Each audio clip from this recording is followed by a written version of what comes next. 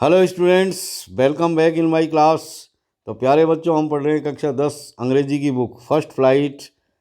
और यहाँ इस वीडियो के अंदर हम चर्चा करेंगे एक खूबसूरत सी पोयम द ट्रीज़ के बारे में। तो प्यारे बच्चों, यहाँ इस पोयम का भी हम अंग्रेज़ी से हिंदी में एक्सप्लेनेशन करेंगे, और जो भी यहाँ पर आपके डिफ़िकल्ट वर्ड्स आएंगे उनको भी हम हिंदी में देखेंगे, उनकी मीनिंग्स को देखेंगे। इसके अलावा यहाँ पर जो भी परीक्षा उपयोगी क्वेश्चन आंसर्स हैं जो आपके आ सकते हैं इस एग्ज़ाम में, बोर्ड की एग्ज़ाम में, तो हम उनके ऊपर भी चर्चा करेंगे थोड़ी सी, जो इस पोएम के ऊपर आधारित होंगे। तो प्यारे बच्चों, शुरू करते हैं।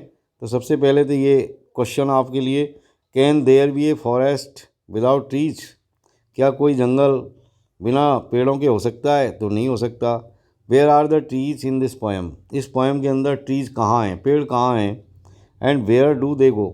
और वे कहाँ जाते हैं? ये सारी चीज़ें हम इस पोएम के अंदर देखेंगे, इनके जवाब यहाँ पर हासिल करेंगे। तो प्यारे बच्चों, इन सब चीज़ों को जानने के लिए आप बने रहें मेरे साथ और देखें वीडियो को शुरू से अंत तक।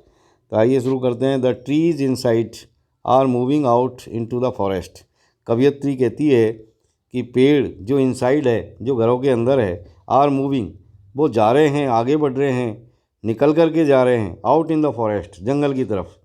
आजकल का जो फैशन है, पेड़ों को लोग काट रहे हैं और घरों में पेड़ लगा रहे हैं। तो यहाँ पर इसी व्यथा को कवयित्री के द्वारा, पोइटेस के द्वारा एक्सप्रेस किया गया है कि भाई पेड़ों की जगह जंगल है, घर नहीं है। और हम उनको यदि घर में लाते हैं, जंगलों को काटते हैं, तो इस तरह हम उनको कैद में हमको नहीं करना चाहिए। हमको भी पेड़ों को जंगल में ही रहने देना चाहिए। The forest that was empty all these days. आजकल जो फॉरेस्ट बिल्कुल खाली पड़ा हुआ है, where no bird could sit, जहाँ कोई एक पक्षी नहीं बैठ सकता। जब पेड़ नहीं है तो पक्षी कैसे बैठेंगे? नो इंसेक्ट हाइड, कोई कीड़ा जंगल में छुप नहीं सकता, क्योंकि पेड़ नहीं है, जंगल नहीं है, पत्ते नहीं है, घास नहीं है, तो कैसे कोई कीड़ा छुपेगा? नो सन बरी इट्स फीट, कोई सूर्य अपने पैरों को बरी नहीं कर सकता, छुपा नहीं कर सकता इन शैडो, छाया में। कहने का मतलब ये हुआ कि सूर्य की कोई किरण को छुपने के लिए जंगल में कोई जगह नहीं है। कहने का मतलब जंगल है ही नहीं, पेड़ ही नहीं है, तो कैसे कोई किरण सूर्य की नीचे छाया में आकर के छुपेगी? The forest that was empty all these nights, वह जंगल जो इन सारी रातों में बिल्कुल पूरी तरह से खाली पड़ा हुआ है, जो पूरी तरह से खाली था, will be full of trees by morning, वो जंगल सुबह तक पूरी तरह से भर जाएगा। यहाँ पर कवयित्री आशावान है कि दोबारा से जंगल हरे भरे हो जाएंगे, पेड़ जो घरों में हैं वो निकल करके जंगल में चले जाएंगे। कहने का मतलब हम एफर्ट करेंगे और जंगलों को दोबारा से आबाद करेंगे। यहाँ पर कवयित्री कहना चाहती है कि भाई पेड़ों को आप घर में नहीं बल्कि जंगल में उगाओ, जिससे कि जंगल दोबारा से तैयार हो जाए। All night the roots work, अब पेड़ जो घरों के अंदर है वो क्या कर रहे हैं? सारी रात जड़ें अपनी मेहनत कर रही है, वर्क कर रही है। किस चीज़ के लिए? To disengage themselves from the cracks in the बरामदा फ्लोर, यानी बरामदा का जो फर्श है और उसके जो छेद हैं, जो क्रैक्स है, जो दरारें हैं, जहाँ पेड़ों की जड़ें हैं अटकी हुई है, तो पेड़ रात भर मेहनत कर रहे हैं अपनी जड़ों को निकालने की, जिससे कि वो घर में से निकल करके जंगल में जा सके। The leaves strain toward the glass, और पत्तियां जोर लगा रही है, ताकत लगा रही है, स्ट्रेन कर रही है, कांच की तरफ धक्का दे रही है, यानी कांच में से होकर के निकलने की कोशिश कर रही है बाहर। खिड़की में जो कांच लगे रहते हैं उनमें होकर के वो बाहर निकलने की कोशिश कर रही है। स्मॉल ट्विंग्स स्टिफ विद एक्सर्शन, और दबाव के कारण जो छोटी छोटी शाखाएं हैं, जो टिंग्स हैं, वो स्टिफ हो गई है, कड़क हो गई है। इसके अलावा द लीव्स, इसके अलावा long cramped bough shuffling under the roof, इसके अलावा जो लंबी लंबी मुड़ी हुई जो बाउज है, जो शाखाएं हैं, टहनियाँ हैं, मुड़ गई है। वो क्यों मुड़ गई है? सफलिंग अंडर द रूफ, यानी अब चूँकि पेड़ ऊपर बढ़ेगा तो उसकी शाखाएं बिल्कुल छत पे जा कर के रुकेगी और छत के ऊपर प्रेशर डालेगी। अब छत में होकर निकल नहीं पाएगी तो बेचारी मुड़ जाती है। तो यहाँ पर कवियत्री ये कहना चाह रही है कि भाई लंबी लंबी जो शाखाएं हैं वो छत पे अड़ करके और मुड़ जाती है, क्रैम्प्ड हो जाती है और सफल कर रही है, यानी इधर उधर घूमती है, तलाश करती है मार्ग निकलने का, और इस तरह परेशान होती है। यहाँ पर एक बहुत ही अच्छी उपमा दी गई है। और किस तरह वो परेशान होती है? लाइक न्यूली डिस्चार्ज पेशेंट्स, ठीक उनकी हालत, उन टहनियों की हालत उन नए नए अभी अभी डिस्चार्ज हुए मरीजों की तरह है। जो कि half dazed moving to the clinic doors, जो अस्पताल के दरवाज़ों से बिल्कुल भौचक्के से बाहर निकलते हैं, यानी पूरी तरह से उलझन के भावों से बाहर आते हैं। तो इसी तरीके से ये पेड़ की शाखाओं की स्थिति यहाँ पर जो है प्लाइट जो है वो बताई गई है कवयित्री के द्वारा।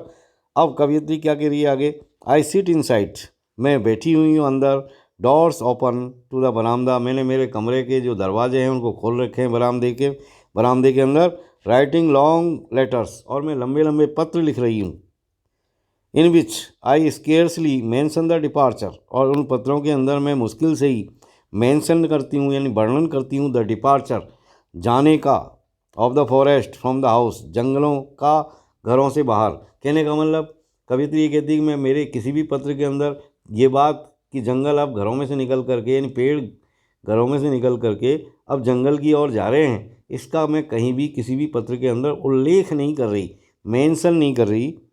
द नाइट इज़ फ्रेश, कवियत्री बताती है कि रात बिल्कुल जो है पूरी तरह से फ्रेश है, ताज़ा है, यानी हवा बहुत ताज़ा चल रही है। The whole moon shines in a sky still open, और आसमान पूरी तरह से साफ़ है, और माँ पूरी तरह से चंद्रमा अपना, जैसे पूर्णिमा का चंद्रमा होता है फुल मून, तो इसी तरह यहाँ पर बताया गया भी हुल मून, यानी जो हुल मून है यानी पूरा जो चंद्रमा है वो खिला हुआ है, चमक रहा है आसमान के अंदर।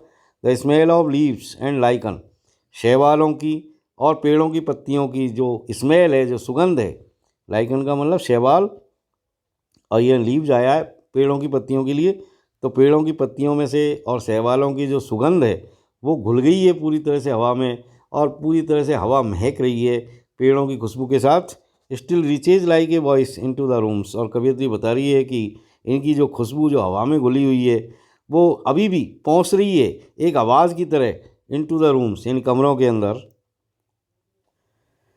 आगे कवियत्री बताती है कि my head is full of whispers, यानी विस्पर से मेरा हेड जो है पूरी तरह से भरा हुआ है। विच टुमारो विल बी साइलेंट, लेकिन कल ये बिल्कुल खाली हो जाएगा।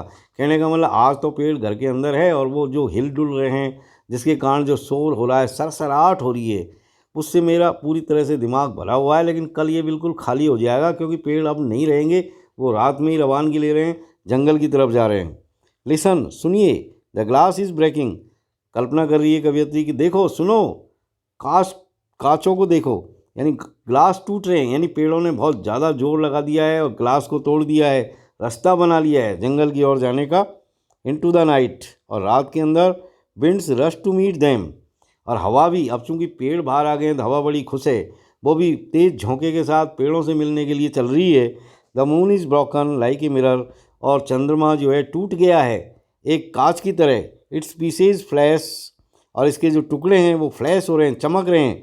नाउ इन द क्राउन, अब बिल्कुल ऊपर क्राउन के अंदर, क्राउन का मतलब एकदम टॉप, यानी ऊपर जो टॉप होता है किसी पेड़ का, यहाँ पर जो मेंशन किया गया पेड़ वो है ऑफ द टालेस्ट ओक, यानी सबसे ऊंचा जो पेड़ है, जो ओक का पेड़ है यानी बलूत का जो वृक्ष है, उसके बिल्कुल टॉप के ऊपर क्राउन की तरह जो चंद्रमा के जिसकी तुलना यहाँ पर एक कांच से की गई है, और जिस तरह कांच टूट गया है तो चंद्रमा भी यहाँ पर टूटा हुआ है। तो यहाँ पर टूटा हुआ चंद्रमा इसलिए बताया गया क्योंकि पेड़ों से छन करके जब चंद्रमा की रोशनी नीचे आ रही है तो बिल्कुल टूटी हुई दिखाई दे रही है शाखाओं के से टकराने के कारण। तो प्यारे बच्चों, अब यहाँ पर हम कुछ इसके इम्पॉर्टेंट क्वेश्चंस भी देख लेते हैं।